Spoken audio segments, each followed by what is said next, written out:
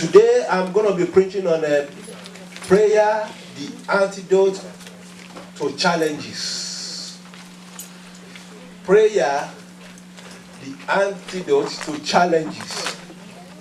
Let me tell you, there is one truth that is certain. And the truth is, in the course of our lifetime, we will go through challenges. We will go through challenges. It's inevitable.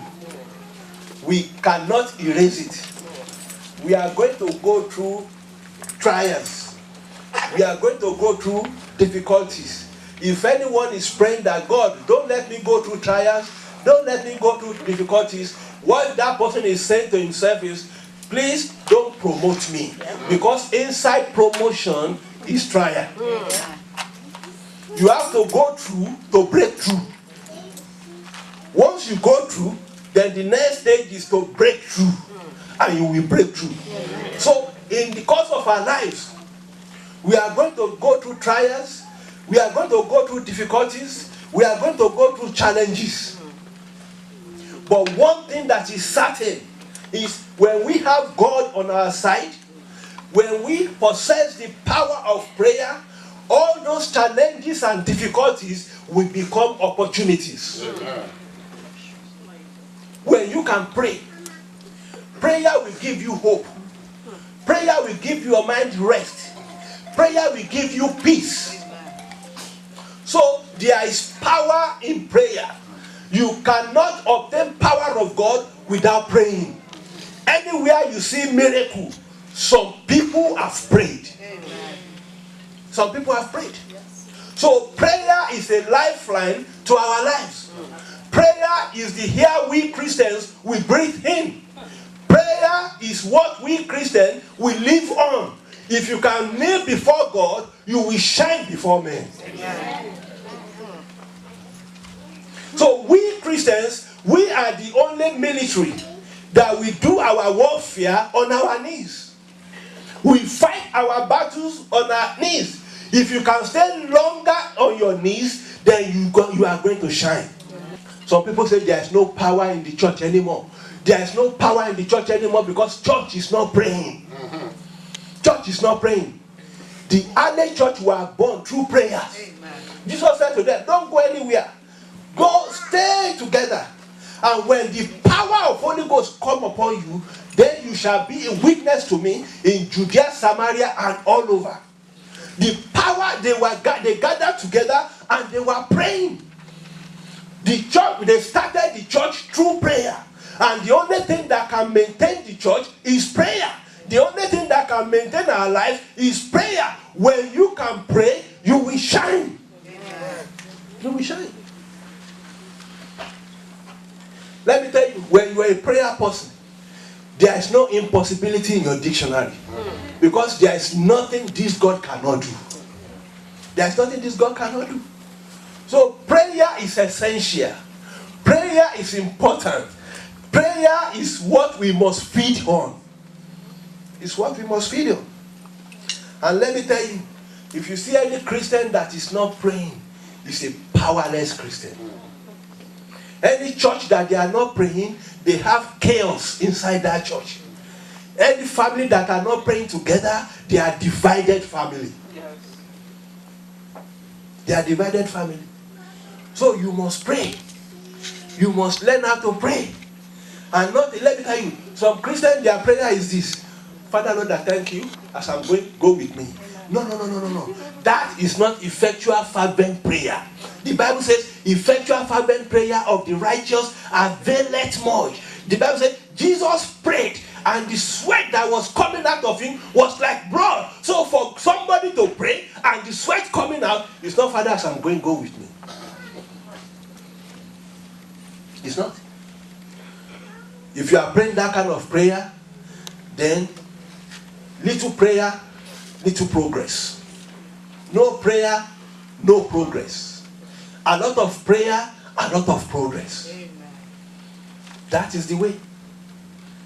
Some of us, we spend more time on Facebook, on Twitter, on Instagram, more than we spend on prayer. The Bible says, pray without what? Ceasing. pray without stopping. Pray without what? Stopping. Pray without, you must not stop. You see, the Bible doesn't say preach without ceasing. It said pray without ceasing. Because he knows prayer is important to our lives. You want to break through, you must learn how to pray. Queen Mary said, he said, I fear the prayer of John Knox more than 3 battalions of army. It's prayer. When you can pray, there is no barrier for you. Amen. Even Jesus prayed. When Jesus was going through difficulty, he prayed. He prayed. So when Jesus, the Master, prayed, you and I, what are we doing? Some of us, we cannot stand before God and pray for 1 hour. If you want miracle, you must be able to stand before God and pray for hours. And pray for hours. You know, we have anxiety all over the world. People have anxiety, they have depression. It's because they cannot pray. When you are able to pray, God, the moment you pray, you have rest. First thing about prayer is when you pray, the first thing is peace. That peace will just come over you. And you know that, hey, God, I've handed this over to you. And let me tell you, nothing you hand over to God that is ever broken. There is nothing that you hand over to God that is ever broken. It's impossible. Because it's in the hand of God. But when you cannot pray, how are you going to hand it over? Let's open our Bible. Luke 22, 41 to 44. And he was withdrawn from them. From them about a stone's throw. And he knelt down. And prayed. Saying, Father, if it is your will, take this cup away from me. Nevertheless, not my will, but yours be done. Right. Then an angel appeared to him from heaven, strengthening him. And being in agony, he prayed more earnestly. Look at that. He prayed more earnestly. He prayed more fervently. Then his sweat became like great drops of blood falling down to the ground. God is looking for those who will pray fervently. Those are the people God is looking for. Let me tell you, if you can pray fervently, your condition will change. Amen. There's no way your condition will not change. Because there is no impossibility. Let me tell you, Anna prayed until Anna prayed. Anna that was barren, couldn't have a child.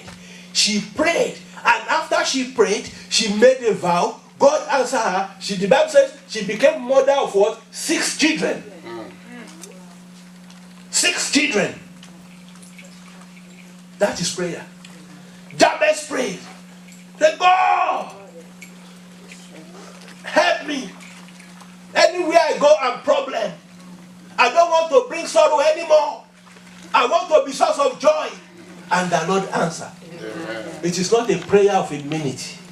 It is not a prayer of a second. Let me tell you, America is in chaos today.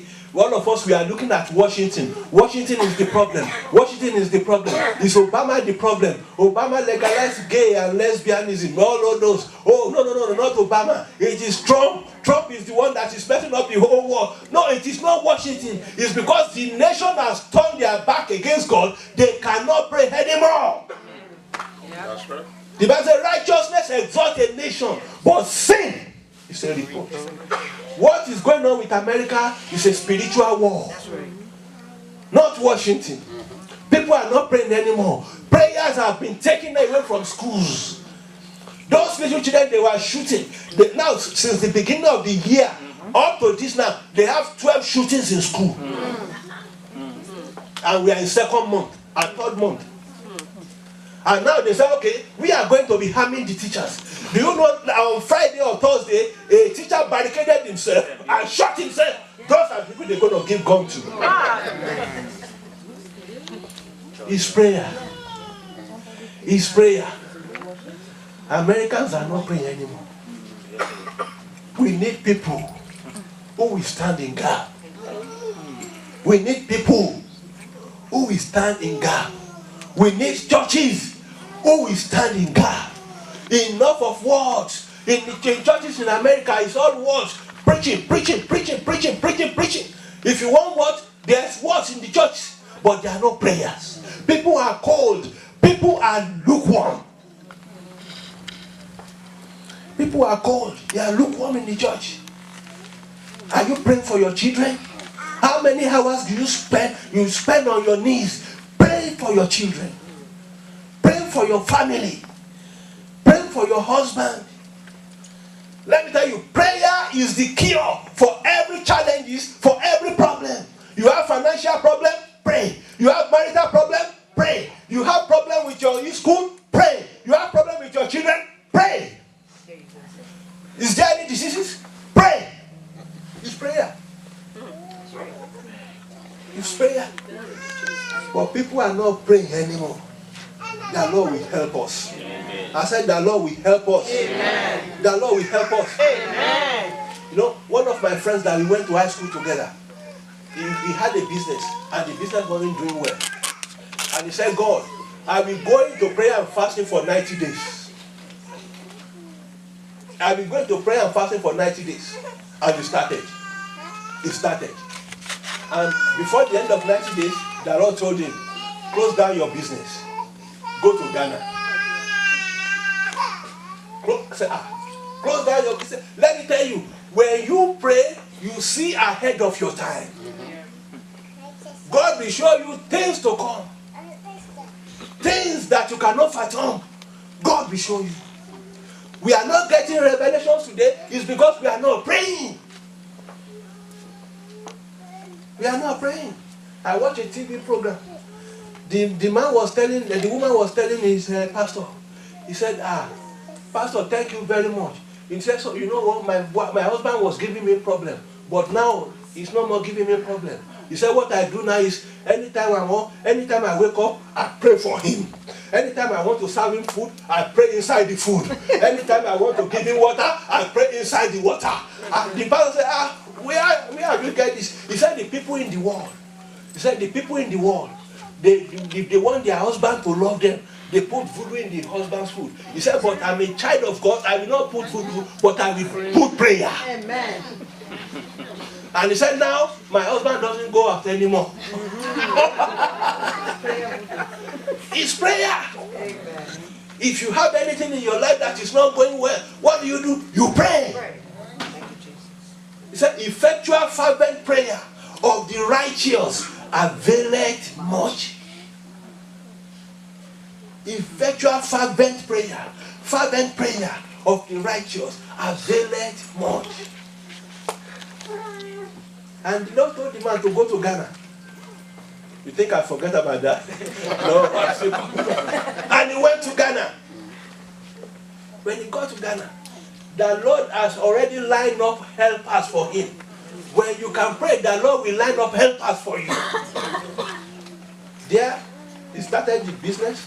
The palm oil or hair they are using to make soap, they took him to where they really plant the thing in Ghana. And he bought the land very close to the place. They started the factory. He's now a millionaire. When you pray, you see ahead of your time. When you pray, the Lord will show you hidden things. Things that are hidden. Things that you know it not. The Lord will show you. Jeremiah 33:3. Call to me. Call to me. And I will answer you. I will pray to me. I will answer you. And show you great and mighty things. Show you great and mighty things. Which you do not know. Which you do not know. Things you cannot dream of. Things that you don't even know. I will show you. But you have to call. You have to call.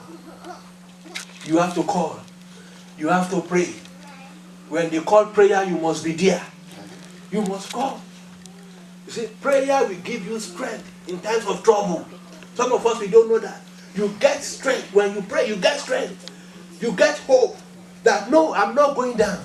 I've given this to God, and God will do it. He said, faithful is he that has called you. God is faithful. God is faithful. There is no way you will call upon him and will let you down. Amen.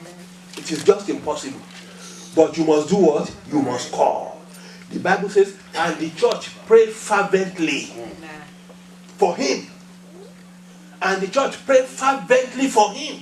So when you pray fervently, you are calling for divine intervention. And God will surely intervene.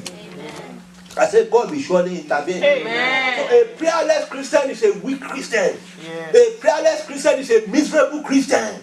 They are the ones that are miserable in the church, in the home, that they cause confusion. Amen. Because they cannot pray. They prefer to spend time in talking. Yeah. Let me tell you, every time you pray, you put God into action. You put God into work. But every time you don't pray, you are walking. It's you that is walking. See, a prayerless Christian, they always experience defeat. They always do what? Experience defeat. When the iron is hot, when the stove is hot, nobody can touch it. When you are praying, you become hot. You see, people are praying power. You want power, you pray. The only where you can get power is through prayer. They said Stephen was filled with what? Grace and power. And he was performing miracles. He was doing great exploits. When you are able to pray, when you pray, you get power and you do great exploits. Let me tell you, in 1948, South Korea, after they came out of the Second World War, then the Korea War, they were devastated. They were broken. And the North Korea will come and they will take all their women and rape them. And the elders of South Korea, they said, no, what we must do is go up to the mountain and pray. They pray. God gave them deliverance. Now South Korea is one of the leading nations in the world. They have the biggest church in the whole world. They are number 8 in world economy. Their education is the best in the whole world. It's because of prayer. It's because of prayer. Where you can pray, miracle will happen. Amen. Churches are not experiencing miracles anymore because they cannot pray. And thank God for churches like this, that they pray. Thank God for churches. Even American pastors. I saw a video. Please put that video for me. I saw a video. The American pastors, they are now calling on people to get out from those churches where they don't pray and come to spiritual churches like this. Right. Amen. Listen to that. I want to. But when you get in warfare, you don't need an American, you need an African. Amen.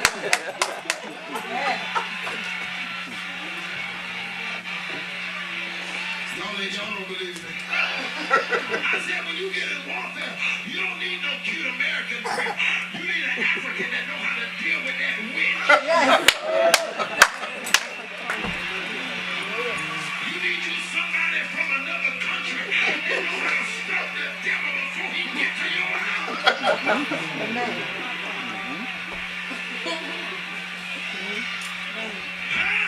Huh?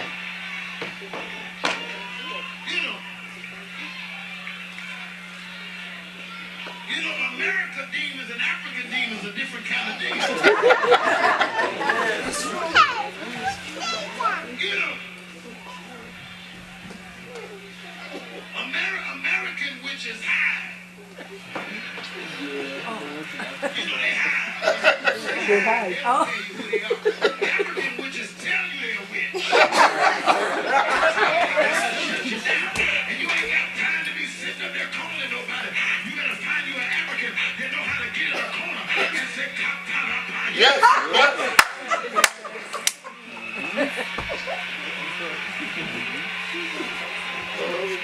Come on, you gotta find you an African that know how to say, I cancel, I abolish and demolish every territory of the enemy. I cancel every battle that will sit against me.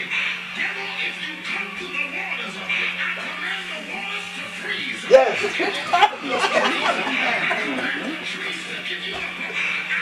Power of prayer.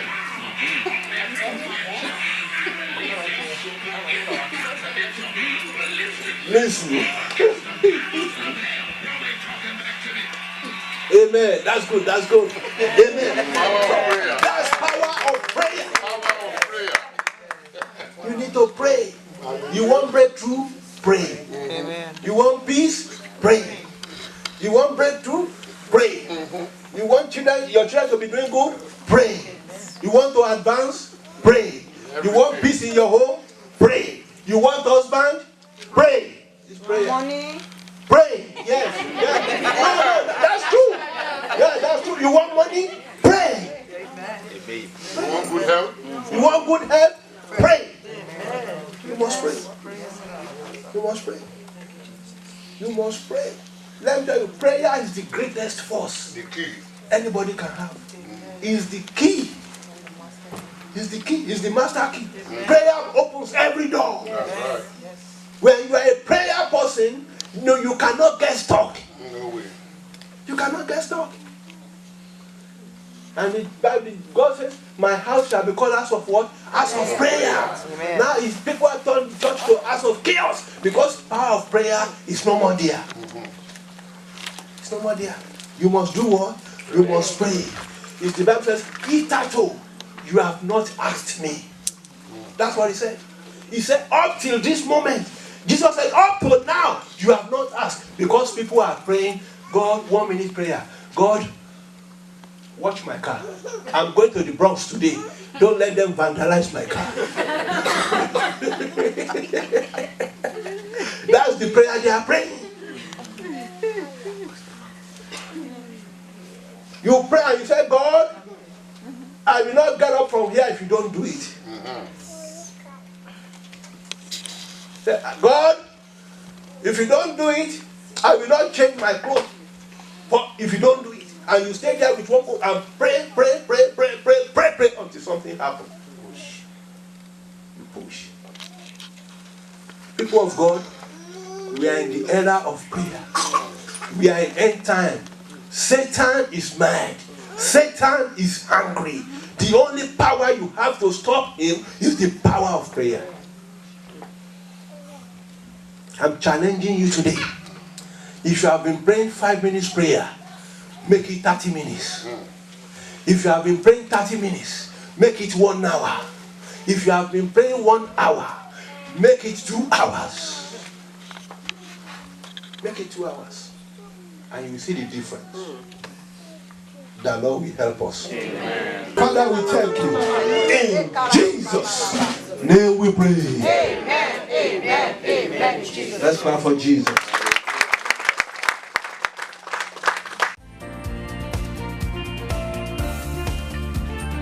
My experience with Springs of Hope Christian Ministries, I'm very happy and very satisfied since I've been here. I've learned to pray more. I believe that my experience spiritually has really changed. The teachings are great, they're perfect, like they really are driven home, very explicit. Even if you're lame with the Bible or with your Christian life, it's very easy for you to fall into the spirit very here. I'm very happy, very satisfied, and I believe that there's a big calling on this church. This is House of Miracle. The power of God is awesome in this place. If you are in need of anything, if you are sick, you need healing, you need breakthrough, come and worship with us and the Lord will answer you.